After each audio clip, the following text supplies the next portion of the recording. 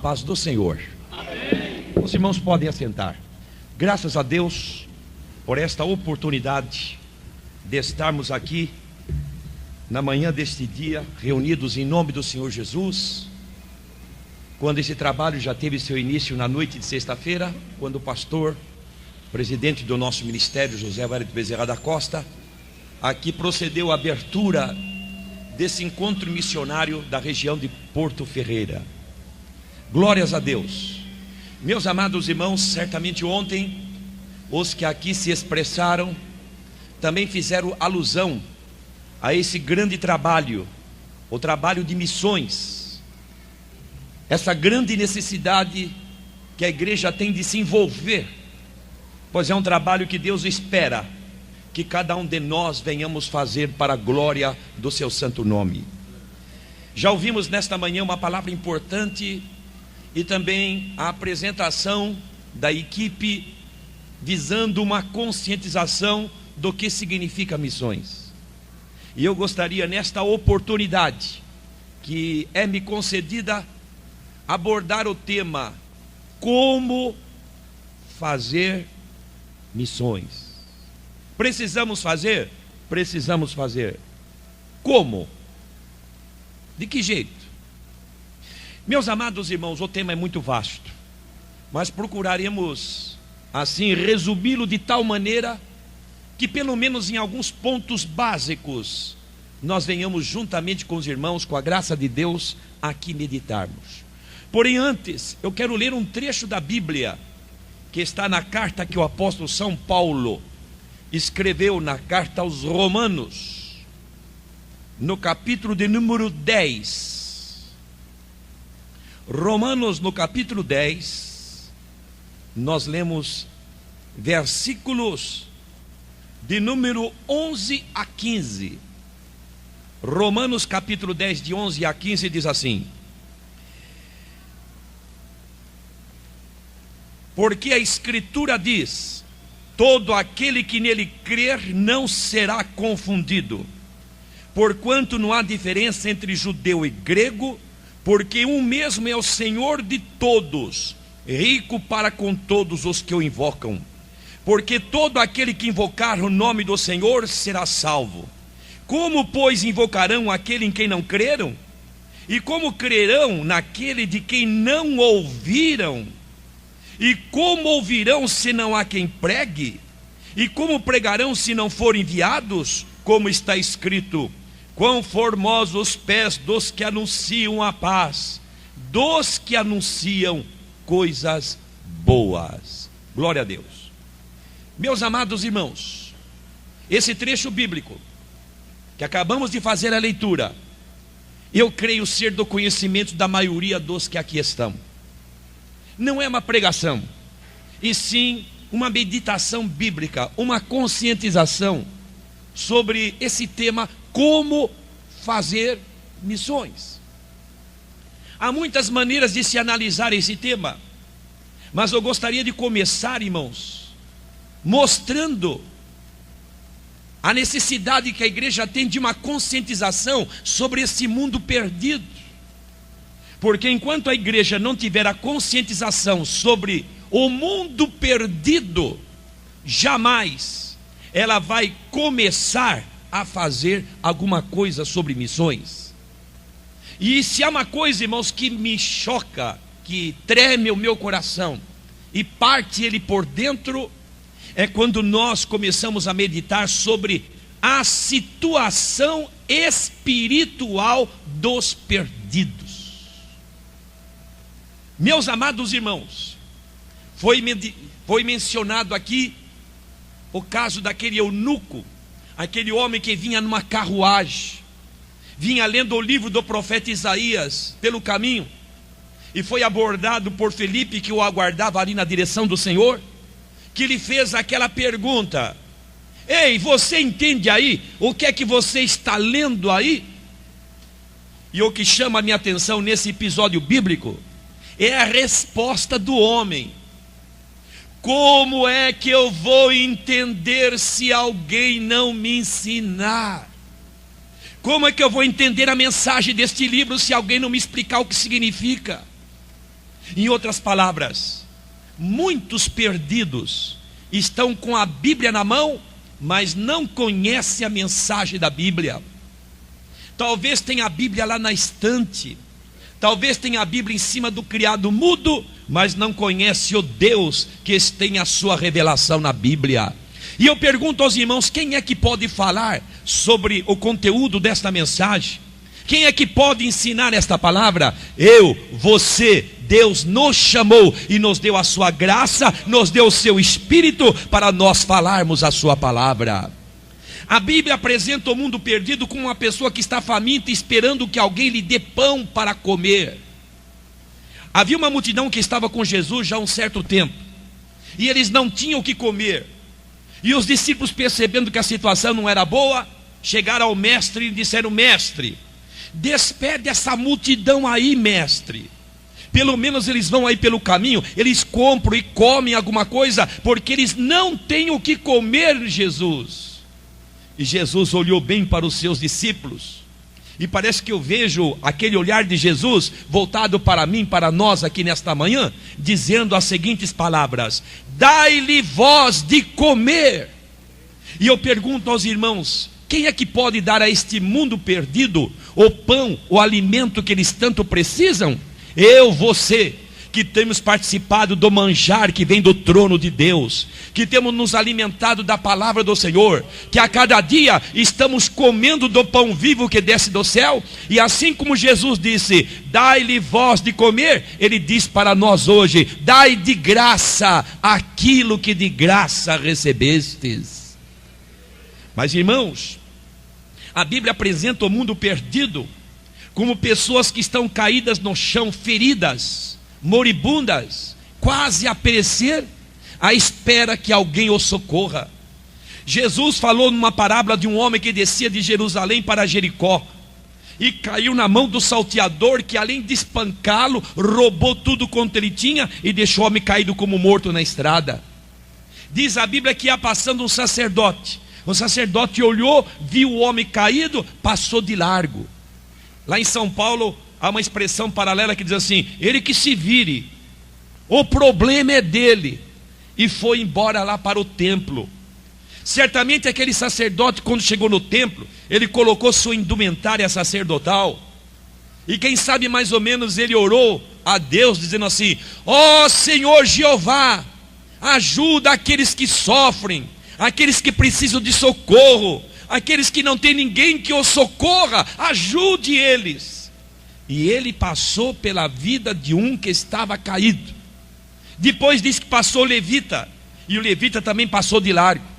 Finalmente um samaritano, que era até um estrangeiro naquele lugar, vendo o homem caído, moveu-se de íntima compaixão, foi ao encontro do homem, levou azeite numa mão, vinho na outra, tratou das feridas do homem. O homem não conseguia parar em pé. Ele levantou o homem e colocou na sua cavalgadura, segurou nas rédeas do animal e foi caminhando pela estrada até encontrar uma estalagem. Bateu na porta dela, foi atendido pelo hospedeiro e disse a ele: olha, encontrei esse homem caído lá na estrada, eu já prestei os primeiros socorros, mas estou trazendo ele aqui para que continue os cuidados por ti, e olha, vou até deixar dinheiro aqui, e se faltar alguma coisa, quando eu voltar, nós vamos acertar a conta. Meus irmãos, quantas e quantas pessoas que estão caídas na estrada. Você já percebeu que naquele caminho que vai para a sua casa, naquela estrada, você já percebeu quantas pessoas que estão caídas? Embora vivas, cantando, muito bem trajadas, mas diante de Deus estão caídas. Sem Deus, sem paz, sem esperança, candidatas à morte eterna, candidatas ao inferno. Você já percebeu que lá no seu trabalho tem muitas pessoas caídas ali na estrada? Você já percebeu que na escola onde você estuda há muitas pessoas caídas na estrada? E Deus está esperando que eu e você saiamos da nossa cavalgadura, cheguemos ao encontro dessas pessoas, levando o azeite, levando o vinho que fala da graça e da palavra de Deus, e levarmos essas pessoas para a estalagem, uma figura da igreja, onde o hospedeiro, que é o Espírito Santo, vai fazer uma grande obra nas suas vidas. Glória a Deus. Meus irmãos, a Bíblia apresenta o mundo como pessoas que estão morrendo, e eu e você temos o remédio certo na mão. Lembra quando Israel andava no deserto, que eles murmuraram contra Deus, e Deus mandou serpentes venenosas que começou a morder o povo, e muita gente estava morrendo? Dali a pouco não sobraria mais ninguém. Mas Moisés orou a Deus, e Deus deu a solução. Disse: Moisés, você faça uma vara bem comprida, uma haste, e faça uma serpente de metal, e coloque a serpente na ponta desta vara, desta haste, e coloca no lugar estratégico, e apregoe no meio do povo a seguinte mensagem: todo aquele que tiver sido mordido pela serpente venenosa, levante o seu olhar e olhe para a serpente que Moisés levantou, e vai ficar vivo. Imagine que lá numa tenda, porque o povo habitava em tenda, suponhamos que tinha uma mãe de família que havia sido mordida. Ela está ali, morre, não morre. A família está ao redor ali da esteira, porque não era cama, era uma esteira. Morre, não morre. Dali a pouco alguém chegava na porta da tenda e dizia: olha, eu também tinha sido mordido, eu também ia morrer, mas falaram para mim olhar para aquela serpente de metal. Eu olhei e fiquei vivo. Olha, levante o olhar, olhe para lá e vai ficar viva também. Aquela senhora, quem sabe quase morrendo, não tinha mais nem força para levantar a cabeça. Quem sabe uma filha, um filho, alguém da família levantava a cabeça, e quando ela olhava na direção daquela serpente de metal, estancava no seu corpo o veneno que lá tinha, e ela ficava vivo. Irmãos, todos os homens foram mordidos por uma serpente chamada pecado, e eu e você também. Mas quando eu e você olhamos para Jesus, eu fiquei vivo, você também. E sabe o que ele está dizendo? Meu filho, anuncie esta mensagem também. Falar do remédio, anunciar Jesus. Meus irmãos, a Bíblia compara o pecador, o mundo perdido, como pessoas que estão cercadas por fogo. O fogo está chegando, está cercando, daqui a pouco vai torrar aquelas pessoas vivas. E eu e você temos a solução para esse problema. Em Judas 23, o versículo 23, porque é um capítulo só, diz assim: arrebatai alguns do fogo. Alguns anos atrás, lá em São Paulo, a cidade foi abalada por uma catástrofe tremenda, terrível. Certamente os irmãos ouviram.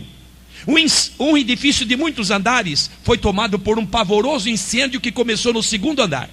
Tomou conta de todo ele, de maneira que as pessoas que estavam nos andares de cima não podiam descer, porque o fogo tinha tomado conta das escadas. E o elevador, nessas alturas, a energia estava interrompida, não funcionava mais.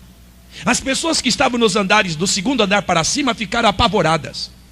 Algumas, mais precipitadas, começaram a se jogar da janela do edifício, caindo lá embaixo no asfalto, algumas morrendo ou ferindo-se gravemente. E o fogo começou a subir, e elas iam subindo, e o fogo ia subindo, e elas iam subindo, até que ficaram no topo do edifício. Quando tudo parecia perdido, em meio àquelas labaredas, aqueles rolos de fumaça, helicópteros do corpo de bombeiros, com muito sacrifício, começaram a sobrevoar o topo daquele edifício, e os bombeiros, descendo com cordas, começaram a arrancar, içar aquelas pessoas que ali estavam, e elas foram arrancadas daquela situação terrível, pois que dali a pouco seriam torradas vivas, porque havia um socorro que lá estava. E a Bíblia está dizendo: arrebatai alguns do fogo. E como é que nós vamos arrebatar as almas perdidas do fogo?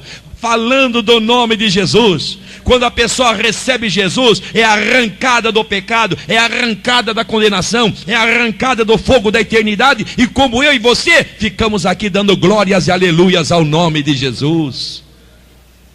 Mas há uma outra figura, irmãos. A Bíblia compara o pecador, o mundo perdido, como pessoas que estão na fila da matança. E vai chegar a vez daquela pessoa que está em primeiro lugar, depois a que está em segundo, a que está em terceiro. E no livro de Provérbios, capítulo 24, verso 11, diz assim: livra os que estão destinados à matança, se tu os puderes retirar. Essa linguagem usada na Bíblia é uma linguagem conhecida. Ainda existem regiões afastadas, um tanto assim, longe dos grandes centros, em que a morte dos animais, digamos do boi, é feita à moda antiga. E como que é a moda antiga? tem aqui aquela cerca de um lado do outro, um boi atrás do outro. E lá na frente, onde está o primeiro, em cima, tem um peso. E o boi chega e encosta ali, bem numa posição certa. Dali a pouco ele solta o peso, e o peso vem, bate na cabeça, pronto. O boi cai lá, pode ir para o matadouro. É isso que está dizendo a Bíblia. Livra os que estão destinados à matança, se tu os puderes retirar. Continua o versículo dizendo assim: se tu disseres, eis que não sabemos. Em outras palavras, isso não é conosco, isso é com os outros, isso não é minha responsabilidade. Se tu disseres, eis que não o sabemos, porventura aquele que pondera os corações não vai levar isso em consideração? Meus amados irmãos, o pecador está na fila da matança. Eu não tinha Jesus como meu salvador. Eu não nasci num lar onde os pais eram crentes. E eu estava na fila da matança. Ia quase chegar a minha vez.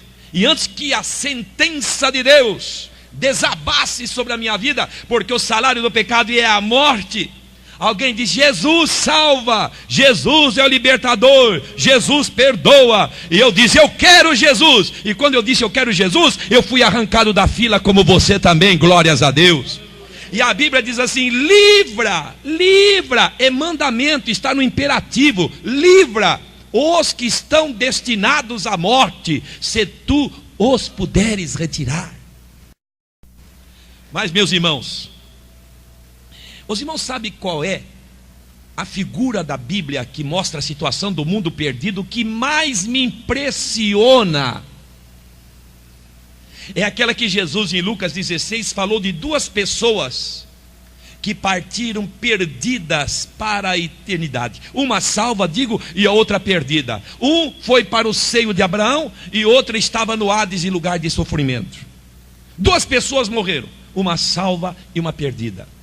Como era ainda na época do Velho Testamento, o paraíso ainda estava no seio da terra, que hoje ele está no terceiro céu, conforme diz a Bíblia, 2 Coríntios capítulo 12. Mas Jesus continuou dizendo que lá, após a morte, um estava sendo atormentado numa chama. E quando ele olhou do outro lado, tinha um grande abismo no meio, mas do outro lado, ele viu que tinha um outro que estava sendo consolado no seio de Abraão. E o perdido que estava do lado de cá, olhando por sobre aquele abismo e vendo o salvo do lado de lá, sendo consolado, disse para Abraão, uma figura de Deus ali: ô pai Abraão, manda que o Lázaro que eu estou vendo aí, sendo consolado, ele molhe a ponta do seu dedo aí nesta fonte, nesta água que eu estou vendo deste lado, e ele passe para o lado de cá, e venha refrescar minha língua, porque eu estou sendo atormentado nesta chama. E pai Abraão respondeu: não é possível, ninguém passa de um lado para outro. Não é possível alguém passar desse lado para esse teu lado, e nem alguém que está aí passar para o lado de cá. Aí o perdido começou a dizer: então pai Abraão, se não é possível, atenda o meu pedido, manda que alguém saia daqui, desse terrível lugar, onde estou sendo atormentado nesta chama, e ele volte para a terra, e vá lá pregar para os meus 5 irmãos, porque eles estão vivendo lá do jeito como eu vivia, e consequentemente eles vão parar no mesmo lugar onde eu estou. Pai Abraão, ali é uma figura de Deus, disse: não é necessário isso. Lá na terra eles têm Moisés e os profetas, que parafraseando numa linguagem nossa que vale dizer: lá na terra tem a minha igreja, lá tem a Assembleia de Deus, lá tem a minha igreja lá em Porto Ferreira, lá eu tenho um grupo de almas que tiveram encontro comigo, foram salvas, libertadas, eles vão abrir a boca, vão falar a minha palavra, vão fazer missões, as almas serão alcançadas e não vão parar nesse lugar. Meus irmãos, ouvimos aqui uma estatística, e elas estão espalhadas nesses cartazes que nós, a comissão, mandamos confeccionar. A cada 10 segundos, 10 segundos, morrem 33 33 pessoas no mundo. O que é 10 segundos? Vamos lá? 1, 2, 3, 4, 5, 6, 7, 8, 9, 10 segundos. 33 pessoas partiram para a eternidade, das quais entre duas, não chega a 3, duas e qualquer coisa, matemática, vamos resumir, 2 pessoas apenas tinham certeza que eram salvas. Isso equivale a 7%. O mundo chamado cristão, a cristandade, hoje chega quase a 2 bilhões. Na verdade, precisamente é 1 bilhão e 900 milhões. E quer saber de uma coisa?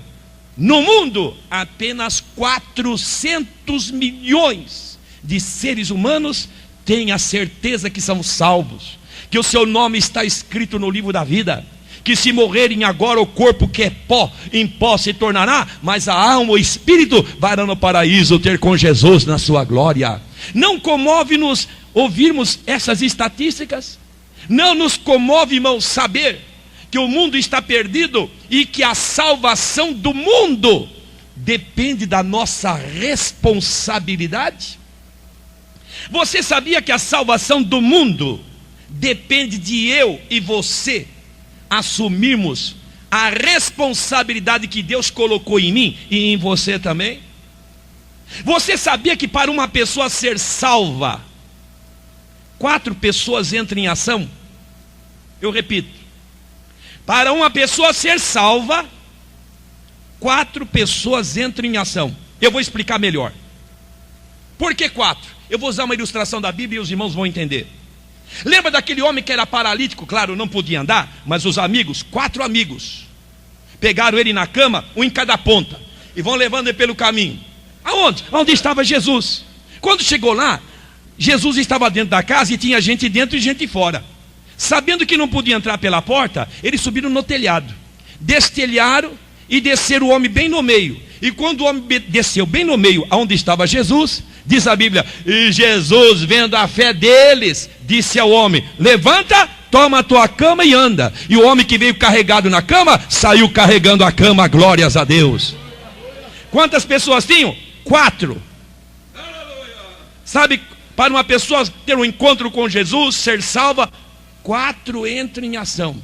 Uma é a pessoa do Deus Pai, outra é a pessoa do Deus Filho, outra é a pessoa do Deus Espírito Santo. Mas se faltar a 4ª, está incompleto. Se faltar a 4ª, nada será feito, porque Deus precisa da 4ª pessoa. E a 4ª pessoa é eu e você, que temos que levar almas, glória seja dada ao nome do Senhor. Deus conta com você, meu amado irmão e minha amada irmã. E eu repito, a salvação do mundo depende da minha e da sua responsabilidade. Segure-se aí no banco, porque a coisa vai ficar mais apertada para mim e para você. E eu vou usar um trecho da Bíblia que Deus usou e utilizou-se do profeta Ezequiel para dizer a seguinte mensagem, lá no capítulo 33, que com calma você pode ler na sua casa o capítulo inteiro. Deus está dizendo assim: quando o mal estiver para chegar numa cidade, eu vou comunicar o que vai acontecer para o atalaia. O atalaia, de posse da informação do mal que vai chegar à cidade, o atalaia deve pegar a sua trombeta e tocar bem alto e anunciar ao povo o mal que vai chegar.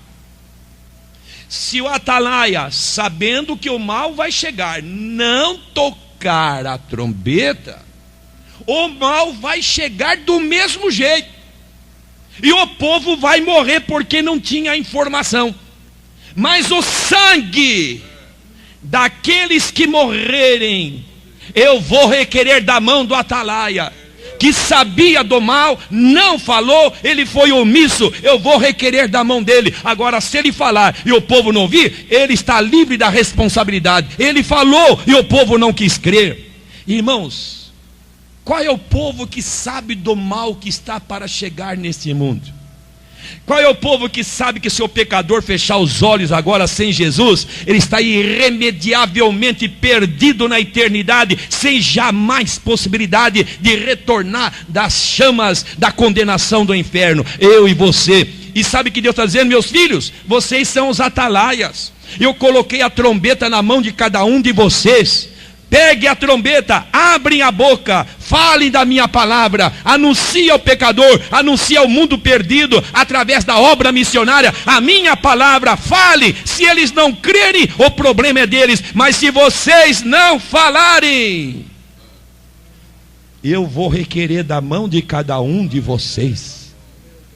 Às vezes na igreja, irmãos, há uma concepção assim: não, esse negócio de fazer missão, sair evangelizando, ganhar alma, isso é com ministérios obreiros. Conversa. Jesus disse: ser-me-eis testemunhas. Eu e você somos testemunhas, glórias a Deus. Meus amados irmãos, o verdadeiro crente, ele é uma testemunha de Jesus. E quer saber de uma coisa? O maior sinal, nunca esqueça disso, o maior sinal de que uma pessoa é salva é que ele quer que os outros também sejam salvos.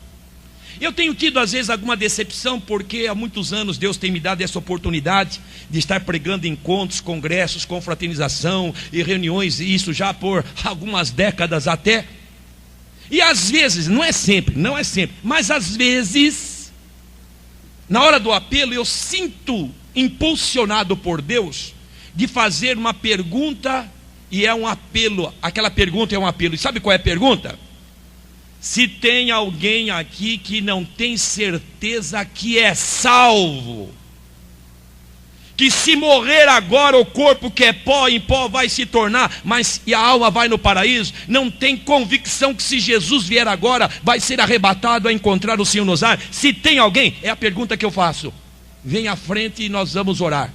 E sabe qual tem sido a minha decepção? Alegria de um lado, mas decepção do outro. É que muita gente com cartão de membro na mão vem à frente. E quer saber uma coisa? Sai gente do coral. Segure esse aí no banco. Já saiu gente do púlpito também. Não tem certeza que é salvo. Porque quem tem certeza que é salvo diz: eu morro agora, abre os olhos na eternidade, na glória do Senhor. Quem tem certeza que é salvo quer que outros sejam salvos como ele também foi. Mas, meus amados irmãos, glória seja dada ao nome de Jesus. Que Deus ajude a nós a assumirmos a nossa responsabilidade. O verdadeiro crente, irmãos, que sente a presença de Deus.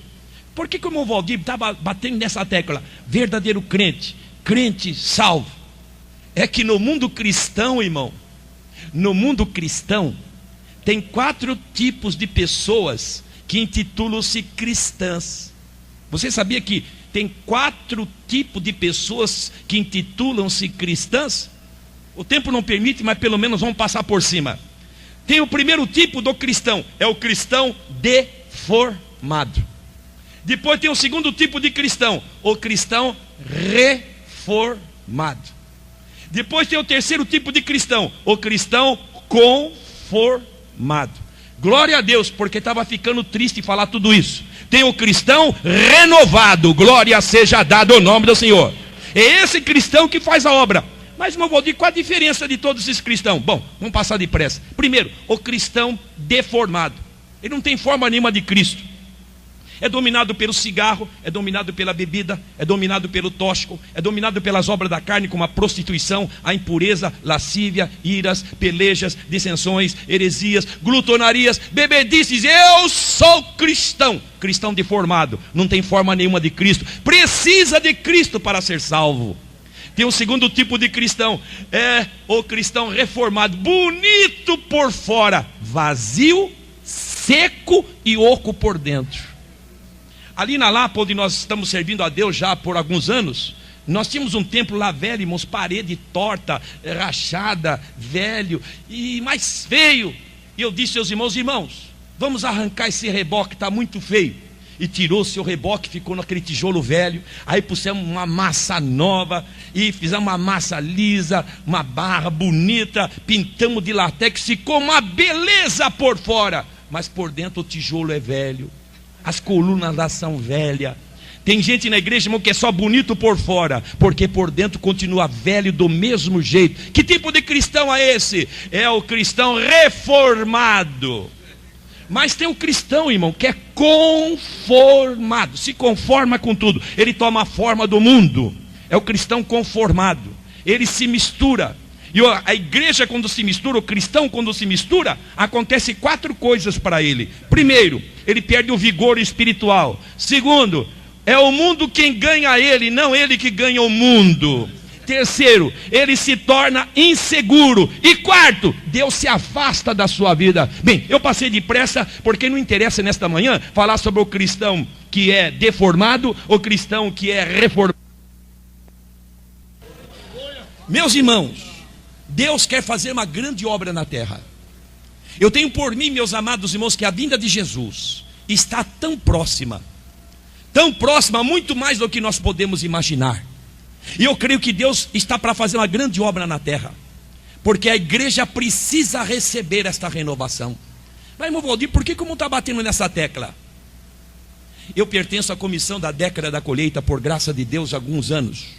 Sou relator, e quem faz os cálculos, os números, sou eu. E quer saber uma coisa? Você sabe quantas pessoas são necessárias na igreja evangélica Assembleia de Deus? Quantas pessoas são necessários trabalharem 1 ano para ganhar uma pessoa para Jesus e essa pessoa chegar no batismo? Você já pensou quantas pessoas precisam trabalhar 1 ano para ganhar uma pessoa para Jesus e essa pessoa chegar no batismo? 38! Suponhamos que hoje é dia 1º do ano, e o pastor Obadias, num culto agora do 1º do ano, suponhamos que fosse 1º do ano, e diz: irmãos, esse ano de 96, nós vamos pôr para quebrar aqui em Porto Ferreira, nós vamos ganhar almas. E aí suponhamos que na ala aqui, fosse a ala do coral, não sei quem senta aqui, suponhamos que fosse o coral, e tivesse 38 irmãos, e o pastor pergunta: os irmãos do coral, são 38 irmãos, vocês vão trabalhar para Jesus esse ano de 96? Pastor, nós vamos ganhar almas para Jesus esse ano.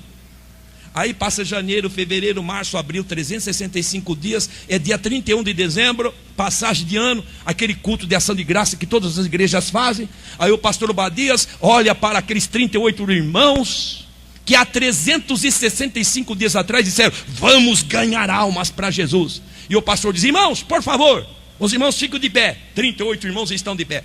E o pastor pergunta: quantas almas vocês ganharam para Jesus esse ano? E essa pessoa ganha por vocês, chegou no batismo.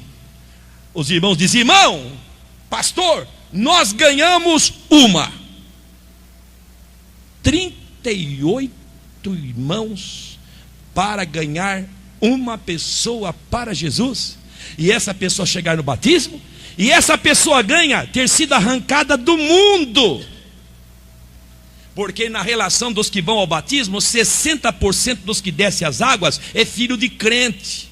Esse já estava em casa, foi apresentado quando criança, cresceu na escola dominical, cantava no corinho infantil. Depois, como adolescente, pertenceu aos adolescentes, cantou no corinho lá dos adolescentes. E quando estava com 12, 13, 14 anos, disse: pastor, eu quero ser batizado. Esse a gente nem conta, porque já estava dentro de casa. Eu estou falando pessoas arrancadas lá de fora. Então o que é necessário, irmãos? Uma grande renovação. E eu creio que Deus quer dar uma grande renovação para a sua igreja. Meus amados irmãos, Deus vai dar uma grande renovação para a igreja. E antes que nós cheguemos ao final desse século, daqui a pouco estamos no ano 2000, Deus estará mandando um grande avivamento para a sua igreja. Glórias a Deus. Meus irmãos, o crente genuíno, nós estamos falando de missões. Como? Quem é que vai fazer? A igreja só pode fazer com crentes conscientizados. A igreja de Porto Ferreira somente vai fazer missões onde os membros da igreja estejam renovados e sentindo missão da cabeça até a planta dos pés. Amém. Meus irmãos, O verdadeiro crente que tem paixão pelas almas perdidas, ele ganha almas de 10 maneiras. 10 maneiras de ganhar almas. E antes de introduzir as 10 maneiras, deixa eu começar dizendo uma coisa. O verdadeiro crente que tem comunhão com Deus, pelo menos, ele tem 5 coisas de Deus na sua vida. 5. Primeiro, a Bíblia diz que ele tem natureza de Deus. Segundo, diz que tem sentimento de Deus. Terceiro, diz que tem mente de Deus. Quarto, graça de Deus. E quinto, Espírito de Deus. Usando a linguagem de Paulo, que dizia: olha, já não sou eu mais que vivo, mas é Cristo vivendo em mim. E a vida que eu vivo agora, vivo na fé do Filho de Deus, o qual me amou e se entregou a si mesmo por mim. O crente tem 5 coisas de Deus na sua vida. É Cristo vivendo na nossa vida. E o crente que tem Cristo vivendo na sua vida, ele ganha almas de 10 maneiras. Ele ganha almas com a cabeça, ganha alma com os olhos, ganha alma com a boca, ganha almas com os ouvidos, ganha almas com as mãos, ganha almas com o coração, ganha almas com o joelho, ganha almas com os pés, ganha almas com a vida, e ganha almas com o bolso. Vamos lá? 10 maneiras de ganhar almas para Jesus. O verdadeiro crente que tem visão missionária, ele faz missão ganhando almas de 10 maneiras. Primeiro, com a cabeça. Como com a cabeça? Pensando. Você já pensou quem que você vai trazer para o culto desta noite para ouvir a palavra de Deus e vai se entregar a Jesus aqui nesta noite? Você já pensou naquele seu vizinho? Você já pensou naquele seu parente, naquele seu colega lá da escola, de trabalho? Não, eu vou evangelizar, vou convidar, vou passar na casa dele e vou acompanhar e vou trazer na reunião, e à noite ele vai ouvir e Jesus vai falar no coração dele e dela, ou deles, e eles vão ser salvos. Você está trabalhando com a cabeça já. Tem que ter objetivo. Jesus tinha objetivo de dizer: tem muitas ovelhas que não são desse aprisco, e me convém agregar a elas, tem que agregar aquelas outras que lá estão. Paulo tinha objetivo, trabalhava com a cabeça, dizia: irmãos, quanto a mim, não creio que haja alcançado, mas estou fazendo uma coisa, esquecendo das coisas que atrás ficam e avançando para as que estão diante de mim, eu prossigo para o alvo, para o prêmio da soberana vocação de Deus em Cristo Jesus. Trabalhar com a cabeça, ganhar almas com a cabeça. Segundo, com os olhos. Jesus disse: levantai os vossos olhos. Para onde? Para o púlpito da igreja, porque muita gente fica olhando: será que vai ter um lugar para mim ali? Será que vai ter uma chance? Que trabalho? Qual é a minha posição? Levantai os vossos olhos para os campos e vede que eles estão brancos para a ceifa. Olhos, olhar para os campos. Ganhar alma com os olhos. Mas nós ganhamos alma com a boca. Paulo estava na cidade de Corinto, assim, cheio de perseguição, quase ficando desanimado de tremendas perseguições. Aí numa noite o Senhor apareceu em visão para Paulo e disse: Paulo, pois não, Senhor, fala e não te cales, porque eu tenho muito povo aqui nesta cidade. Abra a tua boca, diz a Bíblia, e eu te encherei. Alguém diz: mas eu não sei falar. Quem é que sabe? Abra a tua boca. A iniciativa, irmãos, é quando eu e você abrir a boca, Deus vai colocar palavras. Eu vou dar um testemunho, porque há muitos anos que eu não venho em Porto Ferreira. Quando eu vim aqui era o templo antigo ainda. Mas eu era um novo convertido, me entreguei a Jesus com 18 anos e 3 meses. Me entreguei a Jesus, pecador, sem Deus, sem paz, sem esperança. Jesus me libertou do vício de fumar, me libertou do vício da bebida, e eu deixei o jogo de futebol, porque eu estava jogando futebol, era jogador, deixei para lá para servir a Jesus. Um mês depois, uma noite de vigília convocada pelo pastor da igreja, uma vigília de sábado para domingo, eu estava no culto. E começou às 11 da noite de sábado. Quando foi 1 da manhã, portanto já era domingo, o pastor fez um intervalo, abriu a Bíblia e falou sobre batismo com o Espírito Santo. E foi falando falou uns 15, 20 minutos e terminou dizendo: irmãos, Jesus batiza com o Espírito Santo. E terminou dizendo assim: se tem alguém que está crendo que Jesus vai batizar, disse o pastor, saia do seu lugar, vem aqui na frente e nós vamos orar todos juntos. E eu saí, irmãos, lá do penúltimo banco, fui o primeiro a chegar, fiquei encostado no púlpito assim, ajoelhado. E chegou um grupo de gente e tomou conta de toda a frente do púlpito. E começou a oração. Glória a Deus aqui, aleluia lá, e glória a Deus aqui, aleluia lá. E aquilo foi tomando volume. Dali a pouco, irmão, o poder de Deus caiu lá. Jesus batizou um irmão com o Espírito Santo. Dali a pouco caiu lá. Jesus batizou uma irmã com o Espírito Santo. E eu encostado no púlpito, novo convertido, um mês de crente, comecei a orar assim: Jesus, me batiza também, Jesus. E dali a pouco o céu se abriu. E uma tocha de fogo desceu lá de cima e caiu bem em cima de mim. Glórias a Deus. E quando caiu em cima de mim, eu comecei a falar em línguas estranhas, em mistérios com Deus. O pastor, quando viu aquele movimento do Espírito Santo, ele deu um tempo, não sei se 20, 30 minutos, não posso precisar. Certo é que em seguida, ele começou a cantar uns corinhos. Quando estava lá pelo terceiro ou quarto corinho, eu levantei, falando em línguas. Mas quando abri meus olhos, não tinha mais ninguém na frente, irmãos. Todo mundo já tinha retornado a seu lugar. Eu estava sozinho de pé lá na frente, falando em línguas estranhas, que só quem é batizado sabe como é maravilhoso, glória a Deus. E o pastor de cima do púlpito olhou para mim lá embaixo e disse: Valdir, hoje você vai pregar no culto ao ar livre. Sabe o que aconteceu quando o pastor falou? Gelou tudo por dentro. Era um rapaz acanhado. Lá em São Paulo, quando a pessoa é muito acanhada, diz assim: ele paga para não falar. E eu pagava, irmão, para não falar, de acanhado que era. E quando o pastor disse que eu ia pregar, raciocinei duas coisas. Primeiro, eu não sei falar. Segundo, eu tenho acanhamento de falar. Fiquei apavorado, voltei para o meu canto. E o relógio naquele dia, irmão, parece que corria nessa velocidade assim. Porque quando foi 4 horas da tarde, eu fui marchando lá para o culto ao ar livre, sozinho, a pé. E cada passo que eu ia dando, ia dizendo lá dentro: Jesus, eu não sei falar, Jesus. Se eu não for lá de noite, o pastor me chama num canto e vai perguntar: por que você não veio? E se eu for, Jesus, ele vai me dar oportunidade. E eu não sei falar, tenho acanhamento. Fiquei, irmãos, apavorado. Cheguei na praça, uma praça muito grande lá em São Paulo. O culto já tinha começado, o culto ao ar livre. A rodinha dos irmãos já estava feita. Os irmãos já estavam tocando os seus instrumentos. O serviço de som já estava instalado. A corneta estava pendurada lá numa árvore lá em cima. E eu parei lá na esquina da praça, bem longe, e comecei a raciocinar: vou ou não vou? Vou ou não vou?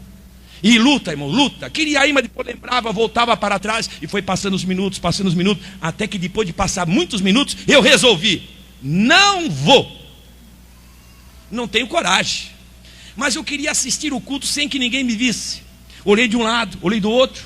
Mais ou menos 30 metros de onde estavam os irmãos, talvez 40. Tinha uma banca dessa que vende jornal, banca de jornaleiro, encostada numa árvore com uma fresta aproximadamente entre 10 a 15 centímetros. E eu pensei: pronto, meu problema está resolvido. Eu fico atrás da banca, pela fresta eu fico olhando os irmãos lá.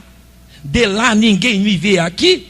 E esse negócio que o pastor disse que vai ter que pregar, vai ficar para outro dia. E eu estou atrás da banca, tranquilo, e o culto continuava lá normalmente. Dali a pouco o pastor, com o microfone na mão, começou dizendo assim: agora nós vamos ouvir o testemunho por um jovem. Ele está muito alegre. Faz algumas semanas que ele se entregou a Jesus. E agora a palavra está com o irmão Valdir. E só tinha um Valdir naquela igreja, que era eu, irmão. E quando eu ouvi meu nome, eu olhei assim pela brecha. E os irmãos de lá no centro da praça estavam olhando na minha direção, como que dizendo assim: como é, irmão? Não vem aqui com a gente? Eu levei um susto, irmão, perdi o controle. Fiquei descontrolado. E exatamente por ficar descontrolado, eu fui lá, irmãos. Abriram a rodinha, eu entrei, o irmão pôs o microfone na mão e o microfone tremia. Eu não sabia nem o que fazer, todo mundo olhando para mim. Aí que eu fiquei mais acanhado ainda. E não saía nada, irmãos. Eu olhava de um lado do outro, todo mundo olhando para mim, não saía nada. E eu acanhado, o coração batia assim, irmão, uma velocidade muito grande. Aí eu raciocinei: sabe uma coisa? Eu vou fechar meus olhos. Não vejo ninguém olhar para mim, acabou o problema. E fechei os olhos, irmãos. Mas quando eu fechei os olhos, eu abri a boca. E quando eu abri a boca, usando aqui uma linguagem figurada, Deus pegou a torneira dele lá em cima, abriu, começou a mandar algumas gotas para cá e eu punha para lá. Ele mandava para cá e eu punha para lá. Aí ele foi abrindo, a coisa começou a aumentar e foi aumentando. E depois eu não aguentava falar muita coisa. Eu falava, parava e falava, porque ficava cansado, não estava acostumado a falar. Meus irmãos, e tinha mais, e tinha mais, e tinha mais, e tinha mais, e não parava mais. E eu fui falando, glória a Deus, louvado seja o nome do Senhor. Eu devo ter falado coisa de 20, 25 minutos. Quando terminei de falar, pus o microfone na mão do pastor. Fiquei junto com os irmãos, baixei minha cabeça lá num canto com os irmãos, e lá dentro de mim comecei a orar assim: Jesus, eu não pensei que era maravilhoso assim, Jesus. Agora, irmão, estava com uma coragem, parecia um leão com a coragem. Mas abri meus olhos, porque estavam fazendo apelo, eu queria ver o resultado. Aí uma pessoa que não era crente, que estava lá do lado de lá daquela rodinha que a gente faz na praça, ele estava do outro lado. Aquela pessoa contornou todo mundo, veio por detrás de mim, bateu a mão no meu ombro, eu olhei e ele disse: moço, eu cheguei nessa praça aqui muito doente, mas naquela hora que você abriu a boca, eu fui curado naquela hora. Glória a Deus! É o poder do Espírito Santo, irmão. Abra a boca e Deus põe palavra na sua boca. Glórias a Deus. E quer saber de uma coisa, irmão? Você quer saber de uma coisa? Qual é a regra de Deus? Quanto mais você der, mais Deus vai te dar. Diz a Bíblia: dai e ser-vos-á dado. Meus irmãos, quem vai na Palestina ainda hoje, sei que alguns irmãos, quem sabe daqui já foram, vão concordar com o que eu vou dizer. Quem chega na Palestina vai encontrar dois mares: o mar da Galileia e o mar Morto. Quando a gente chega no mar da Galileia, que beleza, irmão. As aves estão voando, lá estão flores, lá estão os pescadores pegando lá o famoso peixe de São Pedro, que é o nome que eles dão lá. Tudo tem vida, tem ondas, tem pássaro voando. Mas sabe por quê? O mar da Galileia recebe água do rio Jordão, que nasce lá no Monte Hermon, entra nele, passa, abastece, renova ele e sai lá no fundo e continua outra vez o rio Jordão lá atrás, andando cerca de 100 quilômetros, e depois o rio Jordão deságua no Mar Morto. Quem chega no Mar Morto, irmão, tudo parado, não se vê aves, não se vê pássaro, não se vê plantas, não se vê flores, não tem peixe, tudo parado, parece morto. O mar é morto, acertaram no nome, Mar Morto. E qual é a diferença? Na igreja, irmão, tem dois tipos de crente: crente mar da Galileia e crente mar morto.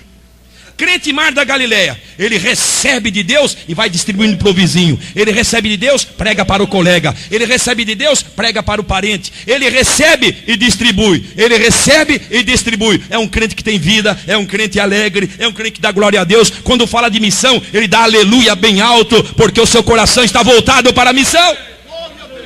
Mas na igreja tem tipo de crente mar morto: recebe e não dá nada para ninguém. Vem, recebe, não dá uma palavra para o vizinho, não dá uma palavra para o colega de trabalho, não contribui para a obra missionária. É o Mar Morto. Mas se tiver algum irmão aqui que está enquadrado no perfil do Mar Morto, fique hoje sendo o Mar da Galileia, o crente que recebe e distribui. Meus amados irmãos, ganhamos alma com a cabeça, ganhamos alma com os olhos, ganhamos alma com a boca, ganhamos alma com as mãos. Com as mãos, sim, com as mãos. Lembra daquele paralítico que estava à beira do tanque de Betesda já há muitos anos? De vez em quando descia um anjo do céu e agitava a água. O primeiro que ali descesse era curado de qualquer enfermidade que tivesse. Não tinha dia marcado e não tinha intervalo marcado: 4 meses, 5 meses, 6 meses. Quando todos menos esperavam, a água era agitada. O primeiro que descesse era curado de qualquer enfermidade que tivesse. Todo mundo está ali, tem cego, manco, paralítico, aleijado, gente, tudo quanto é enfermidade. De repente, a água começou a ser agitada. O primeiro que descesse era curado de qualquer enfermidade. A pessoa que eu me refiro, o paralítico, quando ele esboçava uma reação de chegar lá, quando ele ia chegando, um descia primeiro. E a cura era só para o primeiro, o segundo não recebia nada. Aí ele esperava outro tempo, acontecia a mesma coisa. Outro tempo, a mesma coisa. E já muitas vezes isto havia acontecido. O homem estava desanimado e Jesus foi lá à beira do tanque de Betesda, justamente para este homem, e perguntou: queres ficar são? Resposta do homem. Aquela resposta vem direto para mim, para você. Eu não tenho ninguém que me ajude e me meta no tanque quando a água é agitada. O tanque da graça de Deus faz 2000 anos que foi agitado com a obra de Jesus, glória a Deus. Existe à beira do tanque, irmãos, uma multidão. Aí está o mundo perdido à beira do tanque, mas não está dentro do tanque. E quem é que vai pôr essas pessoas dentro do tanque da graça e do perdão? Eu e você pegamos essas pessoas, pregamos o evangelho. E pregar o evangelho é colocar a pessoa no tanque do perdão, da graça, da libertação, da transformação que vem de Jesus e por Jesus, glória a Deus. Meus irmãos, ganhar almas com as mãos, mas ganhamos almas com o coração, amando as almas. Sabe, a gente que dirige igreja, irmão, a gente vai muito no cemitério. Difícil é o mês que a gente não está 1 ou 2 vezes lá, velório de irmãos daqui e de lá. Sabe o que mais me chama a atenção quando eu vou no cemitério? É quando eu passo ali no campo, ou na campa, como diz alguém, e eu vejo a idade dos que ali estão sepultados. Este aqui morreu com 15 anos, aquele ali morreu com 8, aquele morreu com 80. Irmãos, pessoas que partiram perdidas para a eternidade. Não comove o seu coração saber que aquele seu vizinho que não é crente, ele vai morrer a qualquer dia desse e ir para o inferno, e você nunca abriu a sua boca para lhe falar de Jesus? Não lhe comove aquele colega de trabalho que você tem até uma tanta amizade com ele, e você nunca abriu a sua boca para lhe falar de Jesus? Meus irmãos, coração amando as almas, ter amor, paixão pelas almas. Se eu estou aqui, você está aqui, porque alguém teve paixão pela minha alma, falou para mim de Jesus, e eu fui lá para a igreja e entreguei minha vida a Jesus. Glória a Deus, e assim aconteceu com você também. Ganhamos alma com o coração. Mas nós ganhamos almas, meus amados irmãos, com o joelho orando. Está escrito na Bíblia que Pedro estava na prisão, estava ali até com cadeias na mão direita, na mão esquerda. Mas a igreja estava orando por Pedro, e Deus mandou um anjo na prisão e tirou Pedro daquela prisão. O pecador está na prisão chamada pecado. Quando nós estivermos orando, envolvido no trabalho de Deus, irmãos, orando, o Senhor começa a soltar as amarras, o Senhor começa a trabalhar de uma ou de outra maneira, para que as almas sejam libertadas da prisão do pecado. Está escrito que a cidade de Sodoma e Gomorra, Deus ia destruí-las. E está escrito na Bíblia, meus irmãos, que quando a destruição vinha na cidade de Sodoma e Gomorra, está escrito assim: e Deus tirou Ló de Sodoma, lembrando-se de Abraão, que havia orado. Abraão orou, e Deus tirou seu sobrinho da cidade de Sodoma e Gomorra. Ganhamos almas com joelhos orando, mas nós ganhamos alma com os pés. Salmo 126, verso 1 diz assim: aquele que leva a preciosa semente, andando e chorando, não é sentado dando glória a Deus, cantando o hino 115, eu quero trabalhar para meu Jesus, sentado no banco. Aquele que leva a preciosa semente, andando e chorando, voltará sem dúvida, com muita alegria, trazendo consigo os seus molhos. Mas nós ganhamos alma com a vida, a nossa vida pregando. O pessoal olha para mim, para você, e diz: aquela moça diferente, aquela moça é crente, olha o jeito dela. Aquele homem, aquele moço, aquele casal. A vida. E São Pedro fala de mulheres que ganham seus maridos sem nenhuma palavra, porque a pregação não é pela boca, a pregação é com a vida. Glória seja dada ao nome do Senhor. Mas finalmente, irmãos, nós ganhamos almas com o bolso.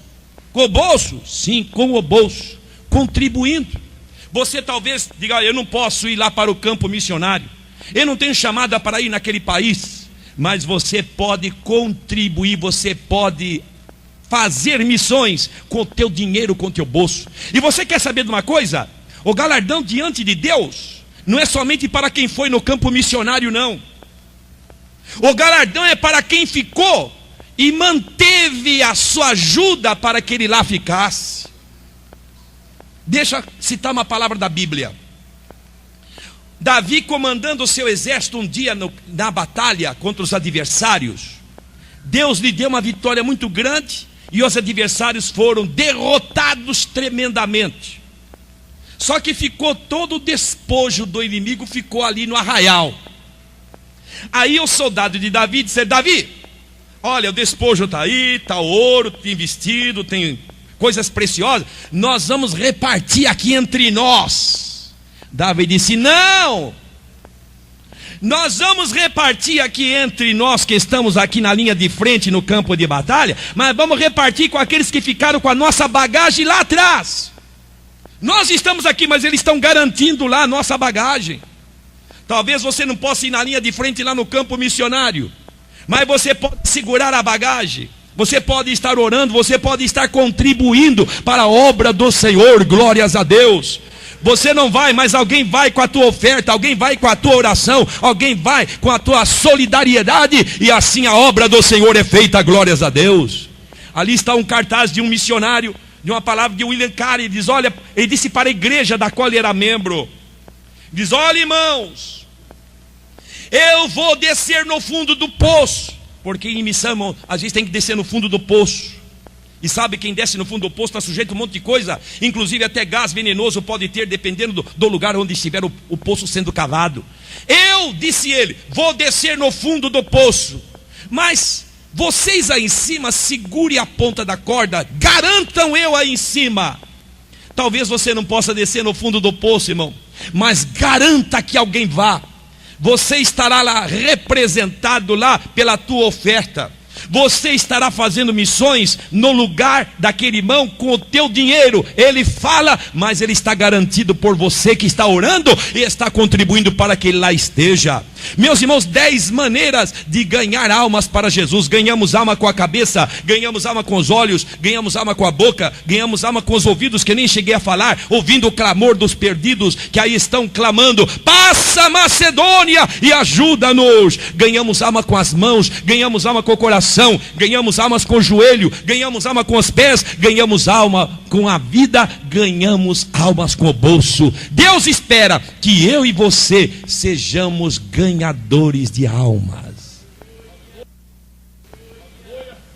Quantas almas você já ganhou para Jesus? Eu quero terminar, que vou observar o horário. Se nesse exato momento Deus me convocasse para a eternidade, e você também, suponhamos que hoje fosse o dia do tribunal de Cristo, em que Jesus vem buscar a igreja, e nós vamos comparecer diante do seu trono, e vai chegar a minha vez, porque o julgamento vai ser individual. Está escrito: cada um de nós dará, cada um, é individual. E ele vai me chamar: meu servo, vem cá. E eu chego lá: meu filho, o que você fez para mim lá na terra? A pergunta vai ser feita. O que você responderia, irmã? Moço, moça, irmão, irmã, ninguém escapará desta pergunta. Meu filho, o que você fez para mim lá na terra? O que você está fazendo para Jesus? Às vezes tem pessoas que sobem no púlpito e dizem assim: eu estou contente com Jesus, Jesus, Jesus. Será que Ele está contente conosco? O que estamos fazendo para Ele? O que você está fazendo em prol de missões? Você está orando em favor das missões? Você está orando para Deus levantar missionários? Você está orando para Deus tocar em corações que se arregimentem e juntos façamos a obra do Senhor? Deus espera uma grande obra da sua igreja. Eu quero dizer uma coisa, irmão: o mundo está esperando do Brasil. Há mais ou menos uns 3, 4 anos atrás, eu estive do outro lado do mundo, numa reunião que tinha 66 obreiros, cada um de um país diferente. Eu estava ali representando o Brasil. E a reunião era feita de tal maneira que a gente de manhã conversava com um, à tarde caía com o outro, e à noite estava com o outro, de modo que em 33 dias a gente falou muitas vezes com todos eles. E eles diziam assim: nós queremos missionários do Brasil. E eu perguntei: por que vocês querem do Brasil? Primeiro, me falaram, O Brasil não tem problema político com ninguém. Nós não queremos missionário americano, não queremos francês, não queremos inglês. Nós temos problema político com eles.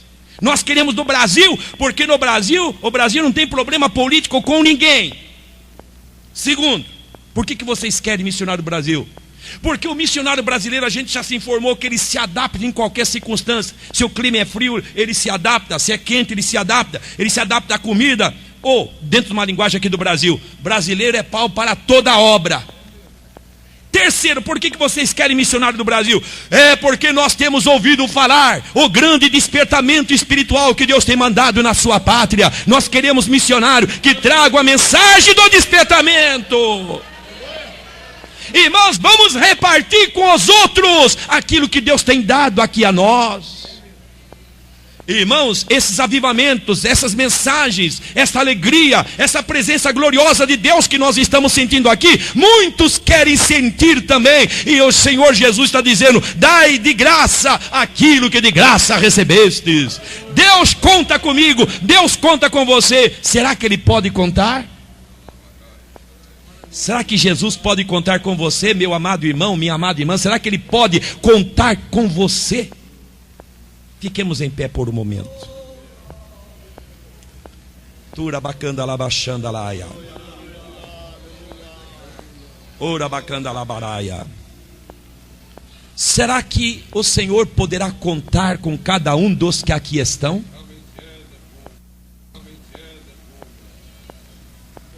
Eu quero terminar com esta pergunta. Responda ela diante de Deus. Jesus pode contar com você na obra de evangelização e na obra missionária? Você tem se envolvido? Você quer se envolver